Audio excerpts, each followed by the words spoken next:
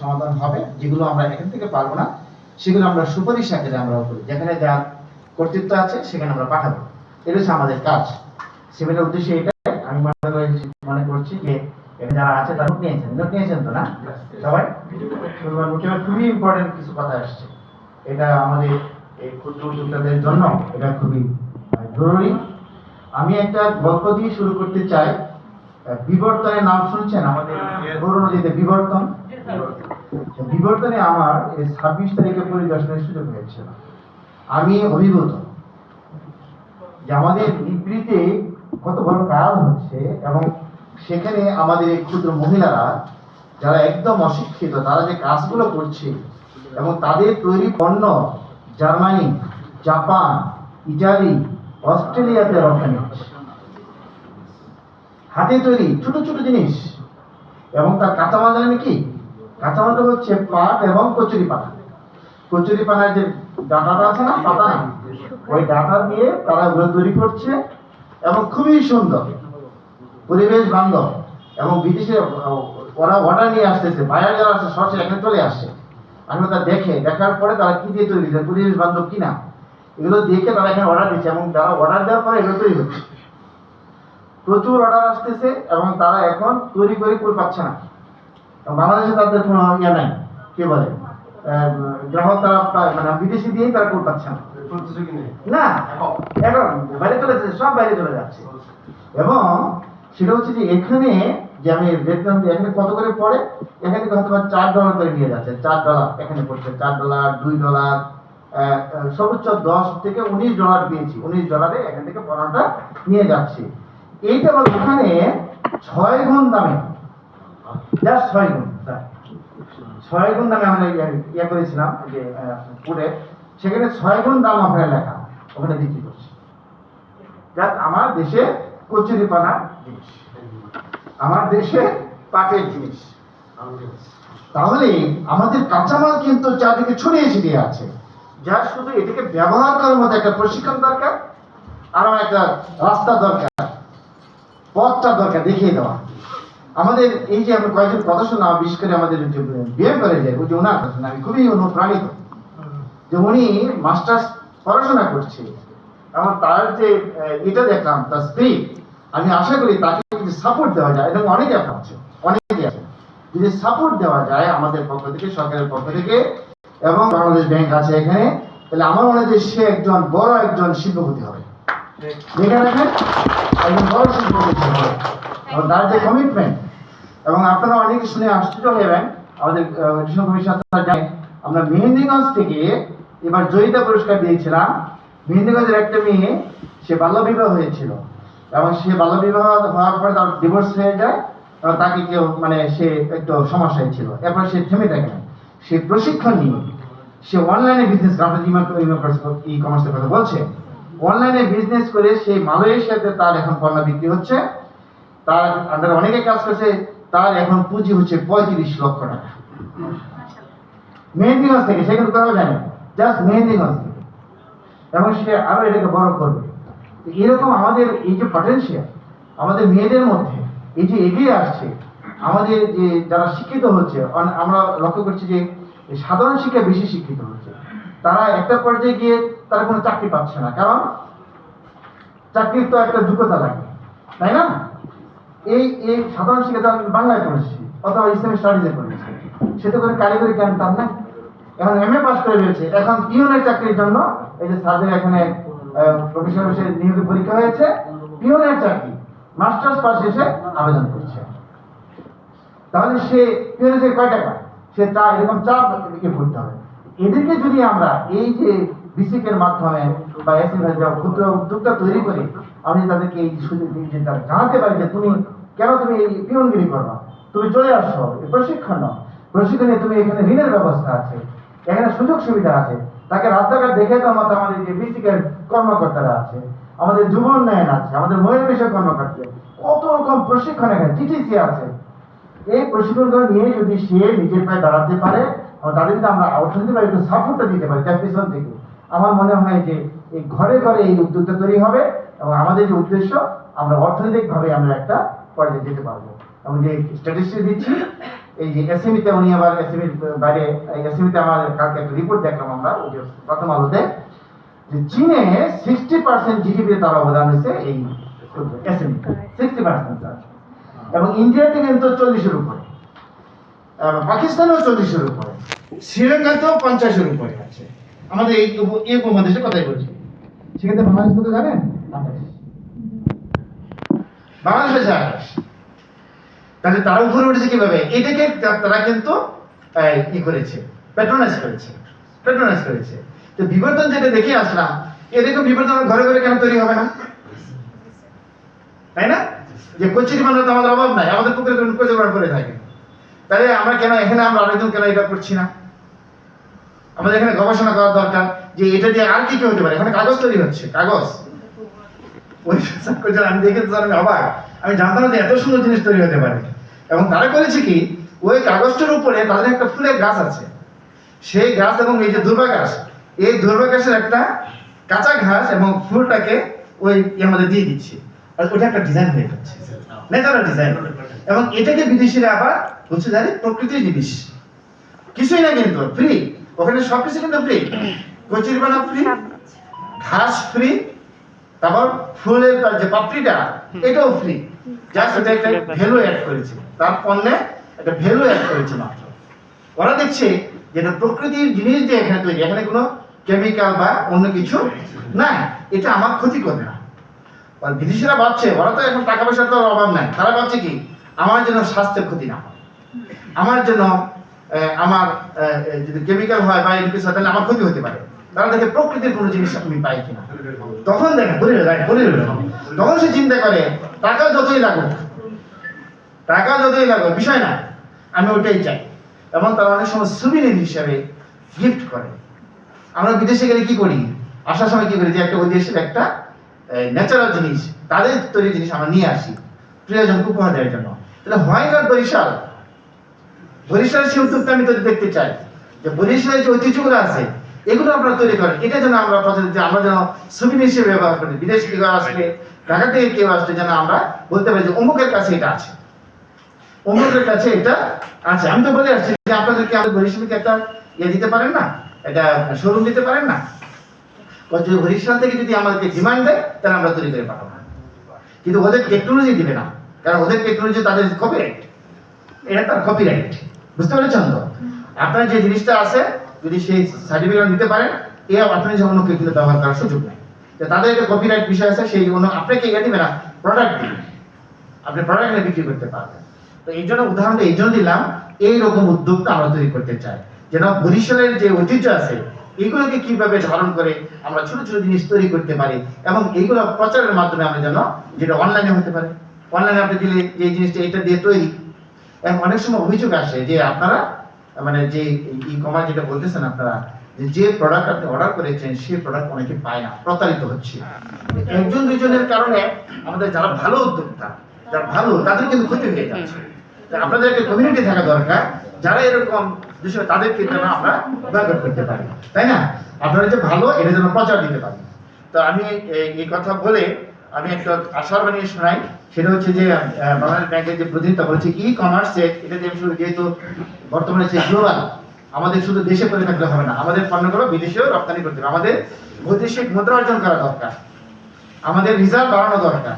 তো আমরা এগুলো দিয়ে কিন্তু আমরা করতে পারি, যেহেতু ওরা পারে, বিবর্তন পারে, তাহলে আপনারাও পারবেন, আমি আশা করি আপনারাও পারবেন। আপনাদের পণ্য যদি কোয়ালিটি পণ্য হয়, কোয়ালিটি মাথায় রাখবেন, বিদেশি কিন্তু সবসময় কোয়ালিটিকে এনশিওর করতে হবে, কোয়ালিটি, এর বাইরে কোনো এখানে কোনো ছাড় নাই। যদি কোয়ালিটি পণ্য আপনি তৈরি করতে পারেন তাহলে দেখবেন আপনার এই উইন্ডোগুলো খুলে যাবে, আপনাকে আর পিছনে তাকাতে হবে না, ঠিক আছে? আপনি ঘরে বসে আপনি সব করতে পারবেন। তো এই জন্য বাংলাদেশ ব্যাংক তারা যারা ই কমার্সে যারা এরকম আপনার করবেন, 5 লক্ষ টাকার মতো ঋণের ব্যবস্থা আছে। এটা অনেকে হয়তো জানেন না, আমি ওনার কাছ থেকে তথ্যটা নিলাম। এই কমার্সে যারা আছে তারা 5 লক্ষ টাকা ঋণ পেতে পারেন। এখন যেটা আসছি, যে কিছু কিছু বিষয় আপনারা বলেছেন যে ব্যবসা পরিচালনার ক্ষেত্রে যে 7-8টা লাইসেন্স দিতে হয় বিভিন্ন জায়গা থেকে, এটা খুব একটা ভালো প্রস্তাব। যদি পিসি সেই উদ্যোগটা নেয়, যে পিসিকে আমি জানি আপনাদের আইনের মধ্যে এটা করে কিনা, যে আপনার কাছে ব্যবসা করবে, আপনার এখানে প্লট আছে, আপনি প্লট দিয়েছেন তাকে, তো সেখানে সে ব্যবসা করবে, এখন তার যে ব্যবসা করতে হলে যে কাগজগুলো লাগবে এটা সে আপনার কাছে আবেদন করবে, আপনি যোগাযোগ করে তার যে রিকোয়ারমেন্ট আছে, ধরেন পরিবেশ, তারপর সিটি কর্পোরেশন, তার যে রিকোয়ারমেন্ট গুলো আছে সেগুলো সে জমা দিলে আপনি যদি বুঝতে পারেন যে এইগুলো হলে হতে পারে, তাহলে এখান থেকে যদি সংগ্রহ করে তাকে দেওয়া যায় তাহলে তাকে আর ওই ধারে ধারে করতে হবে না, যদি সুযোগ হয়। আমি জানি না এটা কতটুকু ফিজিবিলিটি স্টাডি আছে, আমি জানি না এটা। আমাদের ওয়ানিস্টার সার্ভিস চালু হয়েছে, সেখানে 30টা দপ্তরের সাথে মানে সমঝোতা স্মারক হয়েছে এবং প্রক্রিয়াধীন আছে। তাহলে বোঝা গেল আমরা একটা এগিয়ে গেছি, ওই যে আপনার প্রস্তাবটা আমরা অনেকটা এগিয়ে গেছি, তাই না? আমরা আশাবাদী মানুষ, ইনশাল্লাহ হবে। ঠিক আছে, যেহেতু কাজটা শুরু হয়েছে, একসময় আমরা আলোর মুখ দেখবো, যত দ্রুত করা যায় এটুকু অনুরোধ জানাচ্ছি। পাশাপাশি আপনি মোবাইল গুলোর কথা বলেছেন, আমার মনে হয় যে এখানে সাংবাদিক ভাইদের কথা বলেছেন, যদি আপনি আইনের মধ্যে থাকেন, আপনি আইনের মধ্যে আছেন, আমার সব ঠিক আছে, আমার সব কিছু ঠিক আছে, আমি যে পণ্য উৎপন্ন করছি এটা আমার বিএসসি একটা সিল লাগবে যে এটা ঠিক আছে কিনা, আপনি খাবার উৎপন্ন করেছেন আপনার পরিবেশটা ঠিক আছে কিনা। যদি আপনি মনে করেন যে আপনি যে আইন আছে, এক্সিস্টিং যে লস এন্ড রেগুলেশন আছে, এই সবটা আপনি মেনটেন করতেছেন, তাহলে মোবাইল করে আপনাকে জরিমানা করার কোনো সুযোগ নাই, কোনো সুযোগ নাই। কোনো সাংবাদিক গেলে আপনি ভাবেন যে আপনি দেখেন আমি সব ফলো করছি, কখন সুযোগটা নেন? যখন আপনার মধ্যে একটা দুর্বলতা থাকে। আমি তো বুঝতে পারছি বিষয়টা। আপনি যদি সঠিক থাকেন, আমার মনে হয় যে এটা কোনো সমস্যা না।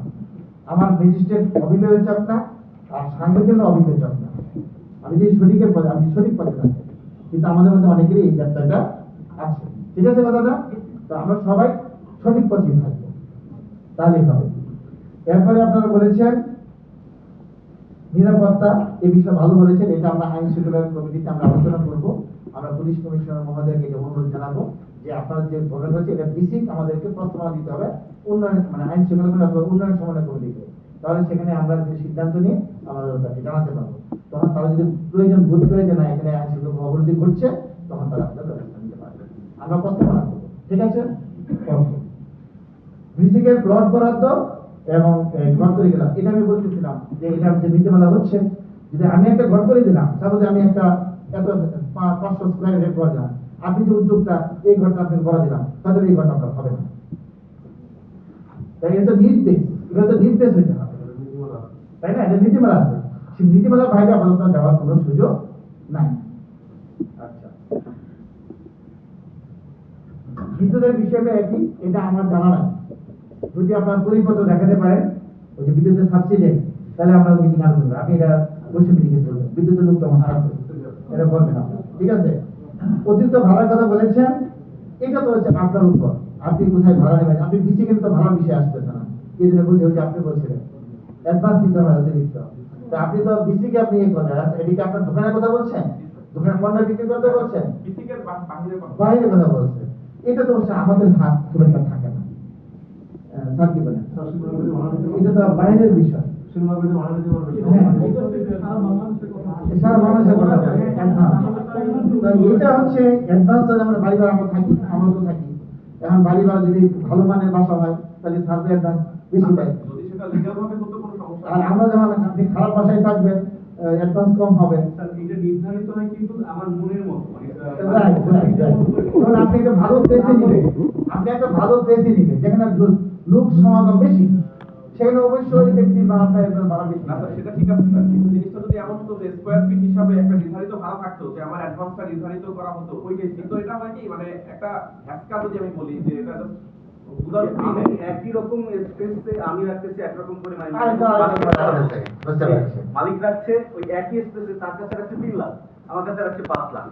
তো এইটা এইগুলো দেখা যায় একটা ওই যে নীতিমালার বাইরে যাওয়ার কথা বলা যাবে না, এগুলোর কথা বলার কোনো সুযোগ নেই, বুঝতে পারছেন? বেসরকারি পর্যায়ে তো এখানে আমরা করতে পারছি না। তো আরেকটা হচ্ছে যে হস্তশিল্পের প্রশিক্ষণ, পণ্যের প্রদর্শনী, এটা খুবই দরকার, যেটা বলছিলাম।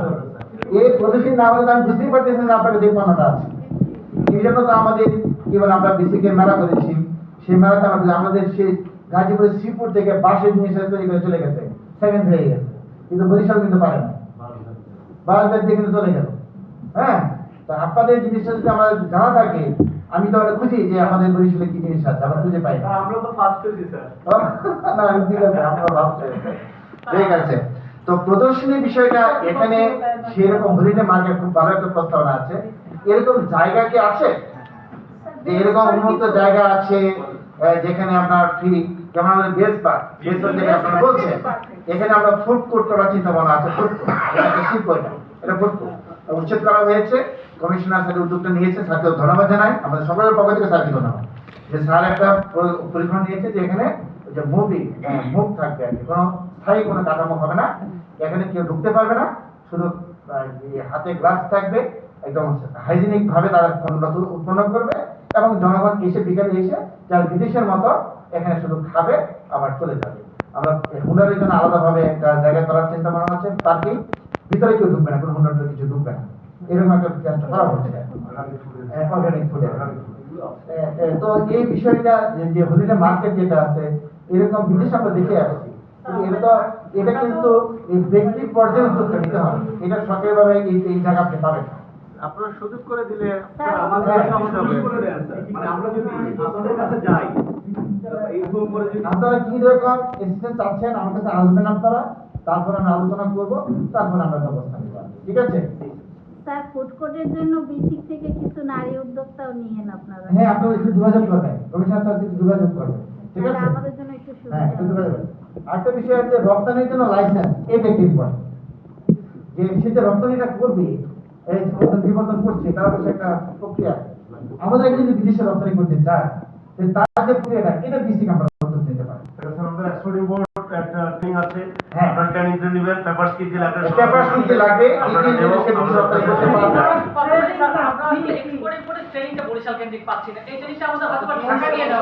স্যার আমাদের আর আছে ব্র্যান্ডিং এবং ব্র্যান্ডিং প্রতিযোগিতা, এই ট্রেনিংটা আমরা করি। একটা প্লিজ আমাদেরকে কন্টাক্ট করেন, আমাদেরকে বিরক্ত করেন, আমাদের কাছে দরকার আছে। ঠিক আছে, ওকে, এটা আমরা যেতে নিয়েছি, আমলে নিয়েছি আর কি, ঠিক আছে। সবচেয়ে মনে লাগছে যে নারী উদ্যোক্তার যে পরিচয়পত্রটা, সে যাচ্ছে, সে কাঁচামাল দিতে আছে চট্টগ্রামে, তাকে বিশ্বাস করছে না যে আপনি কে বা এরকম কিছু, এরকম বিসিক থেকে যদি আপনার বিসিকের যারা যারা আছে এই বিসিকের একটা পরিচয় আপনি দিতে পারেন, আমাদের বিনোদন ট্রেনিং এগুলো থাকলে কি কেন্দ্র করে এটা দিয়ে দেবেন যে আপনার বিসিকের নির্বাচিত সে, এটা একটা পরিচয় থাকবে, এটা তো কোনো সমস্যা নাই, আছে কি? এটা কি সমস্যা আছে? বলার পর প্রশাসন সমাধান করবে। এটা কি আপনার কাছে প্রশ্ন থাকবে? আমরা প্রস্তাবনা দিতে পারি, কারণ হয়রানি হয়ে যাওয়ার জন্য তার পণ্যের এই যে আজকে সুপারিশে নেন এটা, আজকে সুপারিশে নেন, আজকে সুপারিশে নেন এটা, যে আমাদের এই ক্ষুদ্র উদ্যোক্তা নারী, বিশেষ করে নারীরা, তারা বিভিন্ন জায়গায় যাচ্ছে, তারা হয়রানির শিকার হচ্ছে, ঠিক আছে? এবং সে যারা দেখাতে পারে যে এই যে দেখেন আমি আমার আমাদের উদ্যোক্তা হওয়ার Right, জন্য right. এইটা আপনারা করেন, ঠিক আছে? আর দোকানের সার্টিফিকেট টানিয়ে রাখে, এরকম ভালো দিয়েছে, এটা আপনারা টানিয়ে রাখতে পারেন, এই ব্যবস্থাটা করে দিবেন, এটা খুবই ভালো। বিভিন্ন আচ্ছা, আর বিসিকের গেটের বিষয়, এটা বিসিক আপনারা দেখেন, এটা নিরাপত্তা মনে হয় বিষয় আছে, আপনি যেটা বলেছেন নিরাপত্তার একটা বিষয় আছে, তাদের একটা তারা আপনার জন্য মালামাল আসে, তখন আপনি তার সাথে যোগাযোগ করবেন, তখন খুলে দিবেন। রাত 12টার সময় স্যার আমি কাকে ফোন দেবো? না, আপনি যে আপনি বিসিকের লোকজন আছে না, গত পরশুদিন আমার একটা চকের গাড়ি আসছে, আমি গাড়িটা ঢুকে দেবো না, পরদিন সকাল 9টায় আমি ঢুকেছি, কারণ ওই গেটটা বন্ধ। না তাহলে আপনার ওই সময় আনবেন কেন?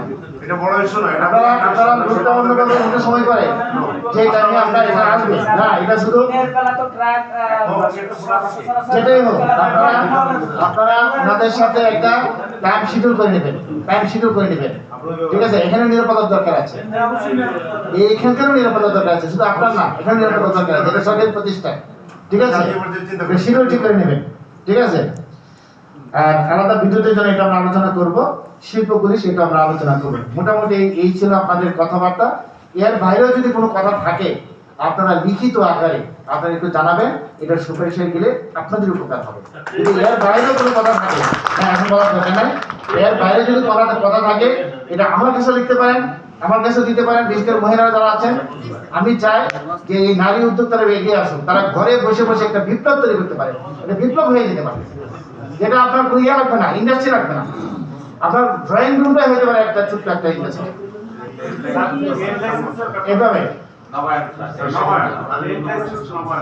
কোথায় এটা এইটা হচ্ছে সিটি কর্পোরেশনে যেতে হবে। আপনার সিটি কর্পোরেশন সমস্যা আছে, আপনি সরাসরি দেখা করেন, সরাসরি দেখা করেন, আপনি কমিশনার স্যার হ্যাঁ, এটা হচ্ছে